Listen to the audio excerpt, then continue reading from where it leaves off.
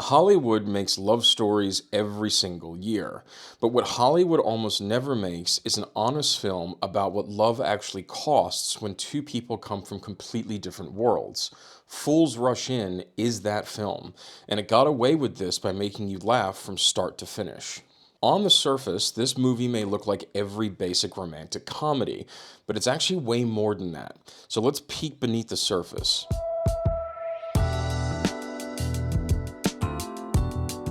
As the movie begins, Fools Rush In waste no time. Alex Whitman is a New York construction manager who's sent to Las Vegas to oversee the building of a new nightclub. He's charming, he's successful, and completely comfortable in his world. He is also, let's be honest, a man who's never really been asked or thought to examine his world too closely. One evening, early in his time in Las Vegas, he meets Isabel Fuentes. She's a Mexican-American woman from Las Vegas. She's beautiful, she's warm, she's funny, and completely connected to everything that Alex has never had. Her family, her culture, her faith, and her roots. They spend one passionate night together, but Isabel, being a good Catholic woman, is fairly embarrassed the next morning, so she sneaks out before Alex is awake and assumes this is the last time she will ever see Alex Whitman. But one evening, 3 months later, Isabel shows up at Alex's door, completely unannounced, and who would have guessed she's pregnant? This is where the film really begins. Because what happens next is not what you expect. Isabel is not asking Alex for anything. She's not demanding marriage or money or even a commitment. She's simply telling him that she's pregnant, that he's the father, and she wanted him to know this. Alex is actually entertaining a very important business associate when Isabel arrives. Isabel decides to leave, and then, what we can only assume is the first time this has ever happened to Alex, he stops listening to his head and he begins to follow his heart. He ditches his best friend and the business associate and he chases after Isabel. Not long after, he finds Isabel at the Hoover Dam. He later finds out that this is a sacred place for her. After a less than congenial conversation, Alex asks if there's anything he can do for Isabel. She says, come to meet her family. The idea is that when the baby is born, she can tell her kinfolk that you met him once at a family gathering. Alex is then introduced to a world he does not even begin to understand. Since Alex is white and Isabel is Latina, at first glance there are differences between these two people. But when Isabel explains that she has a huge family gathering every Friday night, Alex explains that he only sees his family on holidays and stuff. That's a direct quote. Alex then meets Isabel's family. They're loud, they're warm, it's enormous, and they're very Catholic. Her father looks at Alex in a way a man looks at something that he's not entirely sure actually belongs inside his house. After an evening of song, drink, food, fun, and love, Alex and Isabel are ready to part ways. But then, Alex does it, right there on the Hoover Dam. Alex asks Isabel to marry him. Not out of obligation, not out of guilt, but out of something he can't even explain to himself yet. And right there on the bridge, she says yes. And from that moment, everything that was comfortable and familiar in Alex Whitman's life gets turned completely upside down. His parents then arrive from Connecticut. They're proper, they're reserved, they're Anglo-Saxon to their core. His father makes a comment right away about how quality housekeepers must be really easy to find in Vegas because they're so close to Mexico. His mother looks like she's just come from some kind of equestrian meeting. It's then revealed that Alex did not tell his family that he got married, and it turns into a blow-up between him and Isabel. Shortly after this, it's Cinco de Mayo, so the Whitmans are invited to celebrate this day with the Fuentes family. The two families then meet on this one magical day and discuss the future for Alex and Isabel. And we're going to go into this scene in much more detail later in the video. There is yelling, there is antagonism, there are deeply felt insults. But the thing is that as an audience, we have to keep in view that somewhere between these two families, a baby is growing. And the marriage is either going to work or it won't. The film moves through the early joys of their relationship, the heat and chemistry between Alex and Isabel, the genuine love that really exists between them from the very first scene. But it also moves honestly through the fault lines. Alex doesn't understand her world, and Isabel can't really fit into his. And the harder they try, the more they realize that love, the real love that exists between them, it might not be enough on its own. The marriage fractures. Isabel leaves Alex, and she does something that stops you cold. She tells him that she's lost the baby. She's lying. She's still with child. But she convinces herself that their worlds can't coexist, so she'd rather let Alex grieve a loss than fight for what they have. Alex leaves Las Vegas and he returns to New York. But no matter how hard he tries to ignore it, his heart now belongs to Isabel, baby or no baby. So, with just the clothes on his back, he goes to find the woman he loves. Using planes, trains, and automobiles, Alex travels all the way to Mexico looking for Isabel at her grandmother's home. He finds her grandmother, who lives alone in a 400-year-old hacienda. Alex has managed to learn a bit of Spanish on his trip out west, all in the hopes to find his one true love.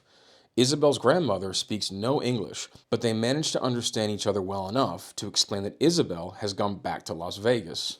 Alex waits for Isabel on the Hoover Dam as he knows she has to pass over the bridge. He stops her in the rain, and right there she goes into labor.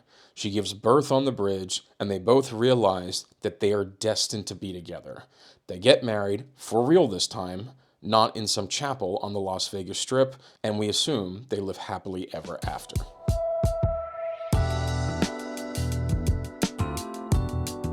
Let's talk about the performances. So first up, we're going to look at Matthew Perry as Alex Whitman.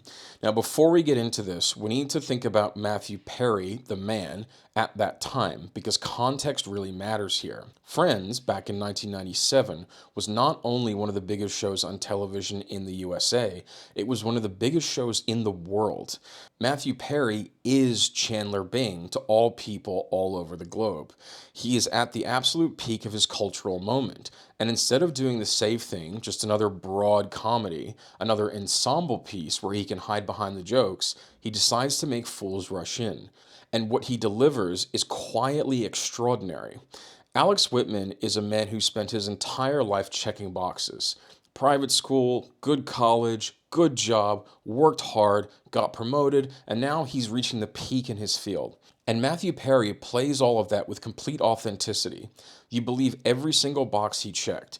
You believe he checked them without ever once asking himself whether any of it actually meant anything. Because no one in Alex Whitman's world ever told him to ask that question. Then Isabel walks through the door, and suddenly these boxes don't matter. What Matthew Perry does technically in this film is quite remarkable because it looks like he's doing nothing. Every time Alex encounters Isabel's world, whether it be the Friday night dinners on Cinco de Mayo, with the chaos in the boat, the scene with the grandmother in Mexico who speaks no English, Matthew Perry's face does all of the work. He's always in kind of a slight panic, his genuine attempt to adapt to the world around him, and also the slow realization that he actually loves this chaos more than he loves his own world. Most actors would make Alex look foolish in these moments, but Matthew Perry makes him look human. There are two specific moments in the film where Matthew Perry does something genuinely special, something that goes beyond the charm and timing and lands somewhere much more powerful. The first is at the South Street heliport in New York. Isabel has already lied to Alex claiming that she lost their baby. She sent him divorce papers through a courier. Alex's parents and some longtime family friends have asked Alex to join them sailing for the weekend. And there's a moment on the helipad where it looks like Alex is not about to surrender, but to sort of accept that this is simply his future. High-rise buildings in New York and sailing on the weekends, not camping in the Nevada desert. But then he gets a sign, as it were, from somewhere he can't really explain. And he decides that no matter the odds, no matter how silly it all seems, and no matter how attractive the future that is standing right in front of him might be, he has to go and get his true love back. So he leaves the helipad and he goes after Isabel. Perry plays it without speech, without drama, without a single grand gesture. He turns around and goes. It's because Alex isn't making a statement. He's not rejecting his family. He's not burning his life down. He's just, perhaps for the first time in his life, listening to himself. And this may sound like a stretch, but maybe no one in his bloodline has ever really done that. The second moment is at the bridge. Isabel has lied to this man about the most important thing a person can lie about. She told him that she's lost their child, but she didn't. She was so convinced that their worlds could never work together that she'd rather grieve than fight. Alex finds out the truth about this on the bridge in the rain. His wife is now in labor. Everything she did is sitting between them.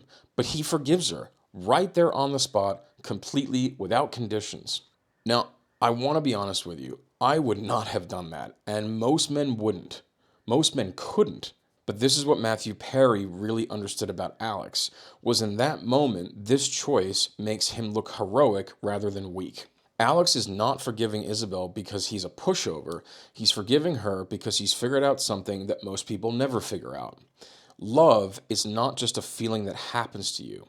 It's really a choice that you have to make every single day. She gave him some very strong reasons to walk away, but he chose her anyway.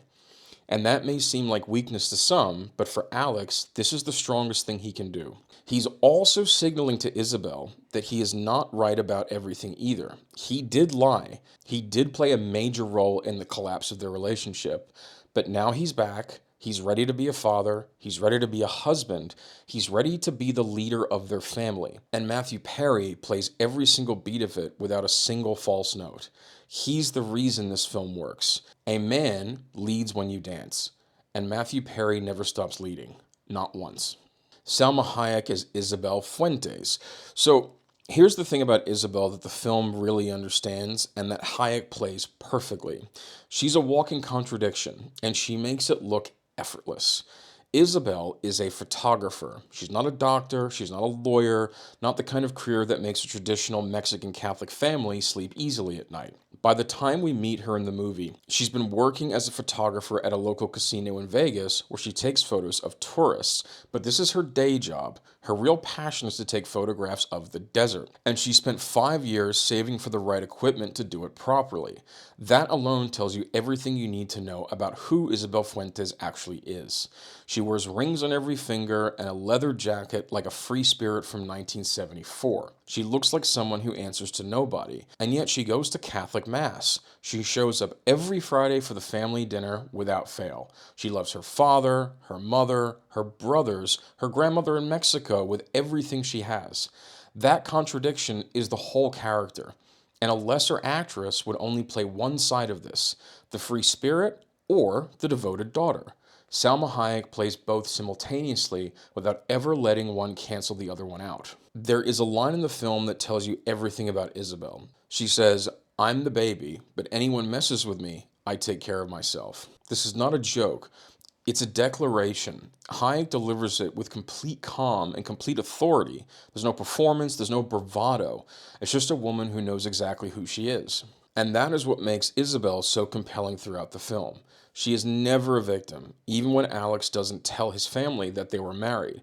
Even when the two worlds collide so violently, it seems impossible they could ever find peace. Even when she makes the devastating choice to end her marriage with Alex, Isabel is always a person with agency, always someone making her own choices, even if they're the wrong ones. Salma Hayek also does something in the film that's genuinely difficult. She leans into her whole character without ever once becoming cartoonish. She dances, she prays, she cooks, she cries, she laughs with her whole body. She loves Alex in a way that's physical and spiritual and completely open. And none of these choices ever feel like a generic performance of Latin womanhood. It feels like a specific woman. It's Isabel Fuentes from Las Vegas, who takes photographs and wears too many rings and loves a man who's completely wrong for her world, completely right for her heart. That is the craft of Salma Hayek in this film. She doesn't play a type, she plays a person. And without her, none of this would work. Before we move on, a quick word about the rest of the cast, because Fools Rush In is filled with wonderful performances. Both families are cast perfectly. The fathers, the mothers, the brothers, the family friends. Every single person in the film feels real and specific and alive. But here is the truth about the movie.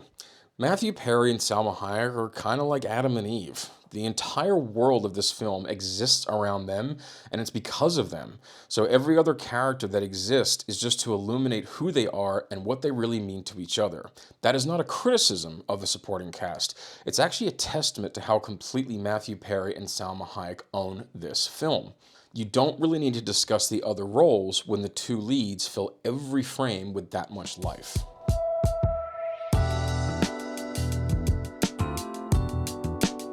Now I want to talk about the scene that for me is the centerpiece of the entire film.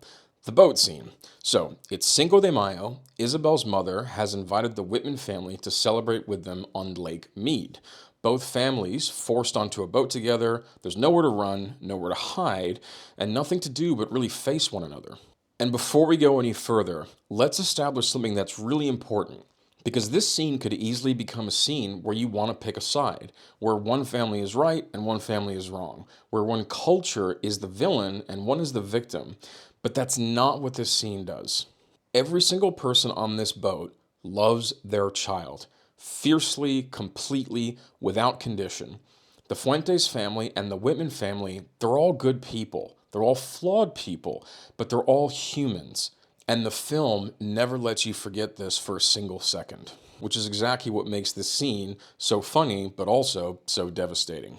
The scene begins with the mothers. Isabel's mother has organized the entire day. She's the one who's really actively trying to build a bridge between the two families. Even though she's the one that invited them and made this all happen, she can't really hide her anxiety. Her husband, Tomas, is already being difficult before the boat leaves the dock. Alex's mother, meanwhile, who looks like she's never been within 50 miles of a desert in her life and is already probably calculating the amount of sun damage her and her husband are going to receive, has decided to deal with this new environment in a slightly different way. She jumps straight into the liquor at this social gathering, almost like it's her first week in college. There is a palpable tension in the air from the word go. There's a feeling of who's going to speak first, or even who's going to blink first. But then something quite unexpected happens. The fathers find each other. Two men who have absolutely nothing in common. Different cultures, different languages, different histories, different everything. And yet Senor Fuentes leans over to Mr. Whitman and he says quietly, "I don't think these kids have a clue of what they're getting into." And Mr. Whitman says, "I couldn't agree more." That moment stops the scene cold, because these two men, who we would assume would be on opposite sides of everything, have found one thing they share completely: fear. Not prejudice, not hostility, but fear. And it's a father's fear that his child is about to walk into something that they're not equipped for. This is universal. This crosses every border, every culture, across every century. Two dads briefly become like brothers. They're united by their love for their children. And then the mothers find each other from a completely opposite direction. While the fathers are uniting in worry, the mothers are uniting in romance. They remember what it felt like when they were young and being chased by their respective husbands. They remember being foolish and young and only driven by the feeling of being swept off their feet. They remember that love is worth the risk. Two moms kind of turn into sisters. And for one brief, beautiful moment on that boat, it looks like maybe, just maybe, these two families can find a way through. And this is where the scene becomes genuinely extraordinary. Both fathers agree immediately on economics. The couple and their soon-to-be new baby will live in New York because that's where Alex's job is. Both fathers nod, done. Two different men from two completely different worlds, and they land on the same practical answer in less than 30 seconds. But then, religion. And here's what you really need to understand about this argument. These are not two families worshiping different gods. They're not two different religions facing each other across an unbridgeable divide. They're all Christians. The same Jesus, the same Bible, the same God. And they still can't find a single inch of common ground. Because in some sense, it wasn't only about religion. It was really about identity. First, Senor Fuentes says the baby will have to be Catholic, as this is the religion of the mother, hence this is what the baby will carry. Then Mr. Whitman says, with complete and casual confidence, "What's the matter with Presbyterian?" He's not being malicious, he's being something more revealing. He's a man so completely secure in his own world that he can't imagine his version of things not being the default, or at least on the menu. And Senor Fuentes hears something else entirely. He hears a man whose culture swallowed his land and now will swallow his grandchild. The same God, different worlds, same love for their children, but no agreement possible. And then it goes from religion to history, the land, the vow that the Fuentes family made that when the West was stolen from them, that they'd made an oath that their culture would never be taken from them.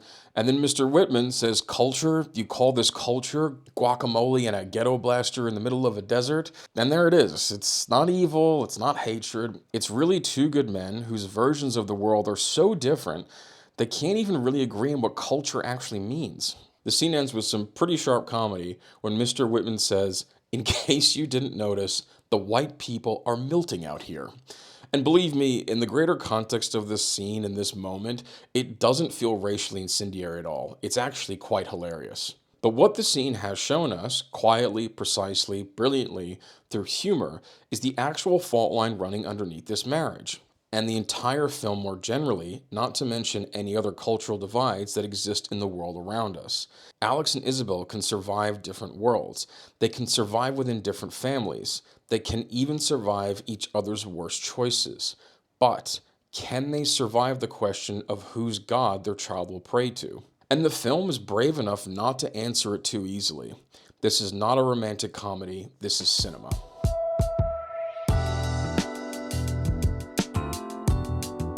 Now to the craft. Let's kick off with the direction of the film.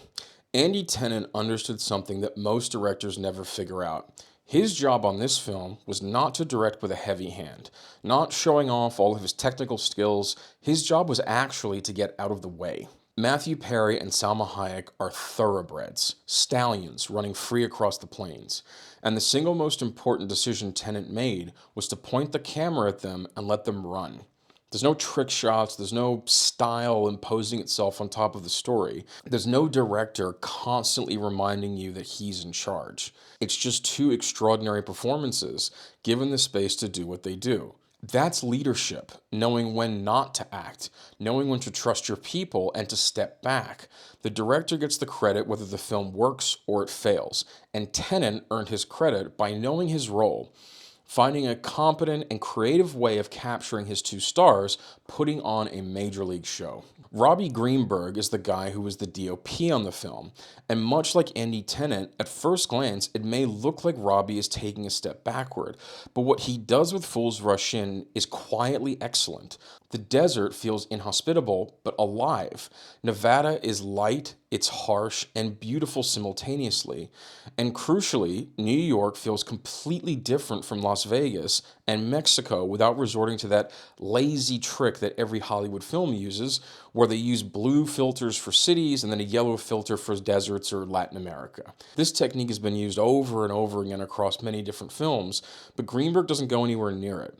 He just shoots the truth of each place, and that honesty serves the film's central argument perfectly. And then there's the music. The music in Fools Rush In plays like a jukebox in the background. There's songs in English, songs in Spanish, both cultures sharing the same playlist. They're never really fighting for dominance, they're just coexisting. And then we have the king of rock and roll sing us off into the sunset.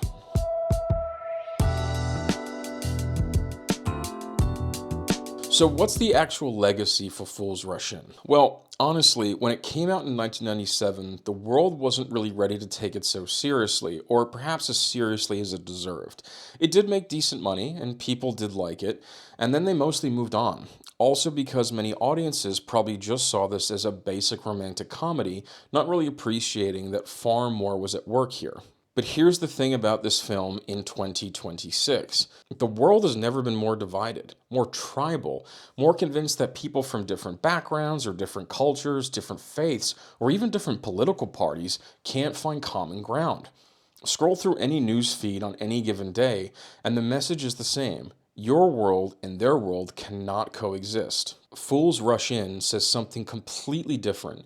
It says two people from completely opposite worlds, different cultures, different families, different religions, can choose each other.